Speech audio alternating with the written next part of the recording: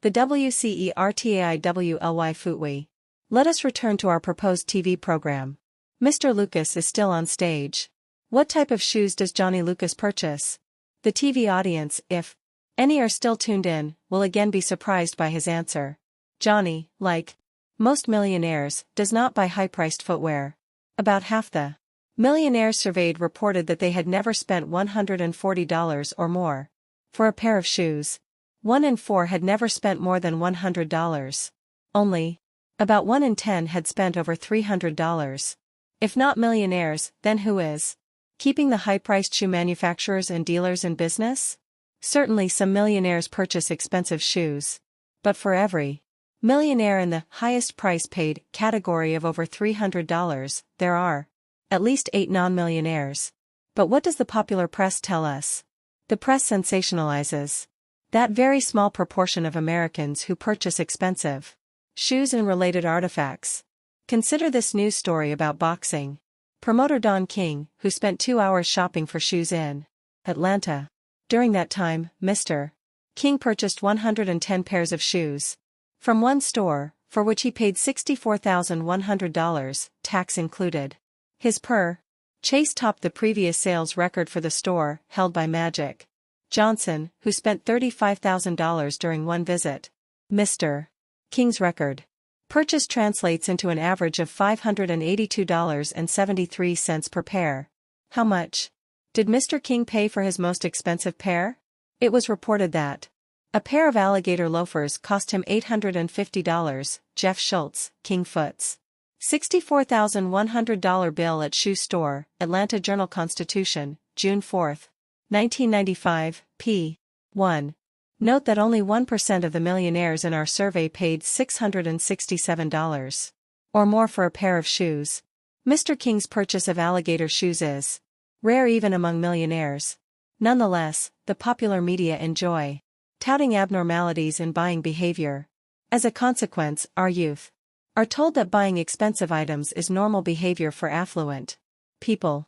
They are led to believe that the wealthy have a high-consumption lifestyle. They learn that hyperspending is the main reward for becoming affluent in America. Why does Johnny Lucas get ignored while Mr. King receives headlines? Because Johnny's consumption habits are mundane. His rewards are more intangible than product-related: financial independence, discipline, and being an excellent family provider, a fine husband, and a father of well-disciplined children. The last chance FO or Mr. Luca. Is there any life remaining for our proposed TV program about ICA's typical millionaire? Can Johnny Lucas still rally and bring back the audience he lost? Johnny Lucas, the affluent business owner, is very punctual. He is never late for meetings and arrives at work each weekday at 6:30 a.m. How does he do this? It must be his wristwatch. Could it be that Johnny wears an expensive watch? By now you have probably guessed the answer. And once again, the audience is disappointed. Fully one half of the millionaires surveyed never in their lives spent more than $235 for a wristwatch. About 1 in 10 never paid more than $47, while about 1 in 4 spent $100 or less. Certainly some millionaires purchase expensive watches. But they are in the minority. Even among millionaires, only 25% of those surveyed paid $1,125 or more.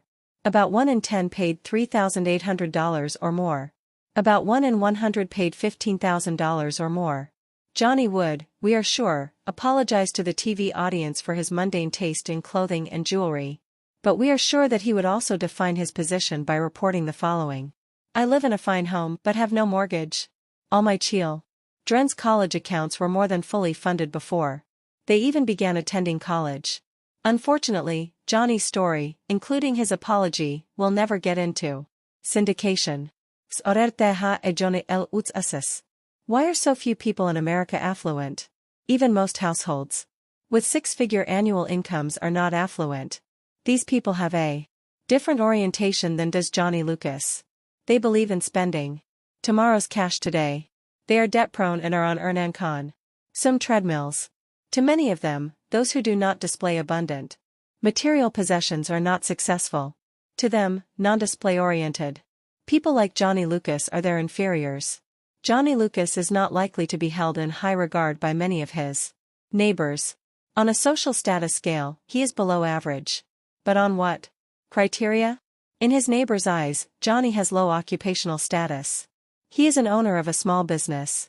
What happens when he ally comes home in one of his janitorial vans?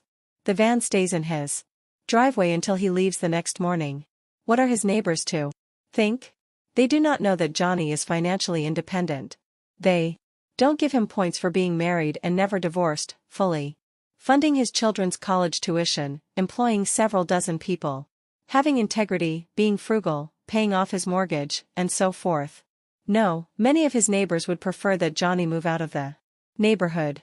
Why? Perhaps it's because he and his family don't look affluent, dress like the affluent, drive the vehicles of the affluent, or work in high-status positions. Playing great defense. The affluent tend to answer yes to 3 questions we include in our surveys. 1. Were your parents very frugal? 2. Are you frugal? 3. Is your spouse more frugal than you are?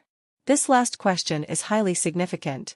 Not only are the most prodigious accumulators of wealth frugal, their spouses tend to be even more frugal. Consider the typical affluent household. Nearly 95% of millionaire households are composed of married couples. In 70% of these households, the male contributes at least 80% of the income. Most of these men play great offense in the game called income generation. Great offense in economic terms means that a household generates an income significantly higher than the norm, which in America is an annual realized income of approximately $33,000. Most of these households also play great defense.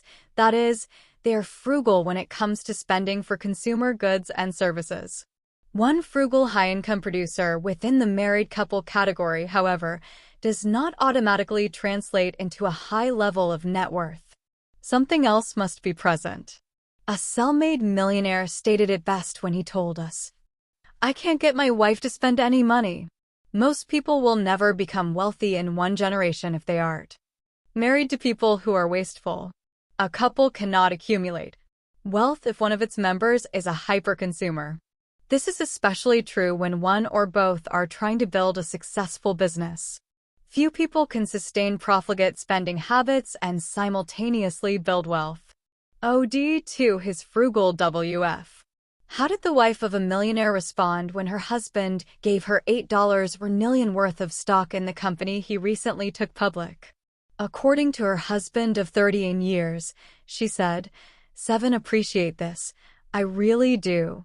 Then she smiled, never changing her position at the kitchen table, where she continued to cut out 25 and 50 cents off food coupons from the week's supply of newspapers. Nothing is so important as to interrupt her Saturday morning chores. She just does today like she always has done, even when all we owned was a kitchen table. It's how come we're well off today. Made a lot of trade-offs, sacrifices early in our marriage. Why aren't you wealthy, you ask? Well, let's examine your lifestyle. Is it one of great offense? Are you in the $70,000, $100,000, $200,000 income category? Congratulations, you play wonderful offense. But how is it that you keep losing the game called wealth accumulation? Be honest with yourself. Could it be that you play terrible defense? Most high-income earners are in the same situation, but not most millionaires. Millionaires play both quality offense and quality defense. And quite often their great defense helps them outscore/out-accumulate those who have superior offenses. The foundation stone of wealth accumulation is defense, and this defense should be anchored by budgeting and planning. We have discovered that several occupational groups contain large numbers of budgeters and planners. Affluent auctioneer. Our latest survey of auctioneers found that more than 35% of them are millionaires. This percentage is slightly higher than the proportion of millionaire households living in America's finest urban and suburban neighborhoods. Auctioneers have been on our list of highly productive types since we conducted our first study of occupations in 1983 when they ranked 6th among those with realized annual incomes of more than $100,000. But their income alone was not what caught our attention. given the same level of income, who accumulates more wealth in? Auctioneer residing in small-town America or someone who lives in a high-status urban or suburban neighborhood? As you can guess, it is the typical auctioneer. Auctioneers are more frugal than their high-income producing counterparts in prestige areas. They have lower overhead both for household and business expenditures. To some extent, these data are explained by the lower cost of living and doing business in small towns. Yet, even when cost of living is taken into account, auctioneers are more prone to accumulate wealth. Consider the following.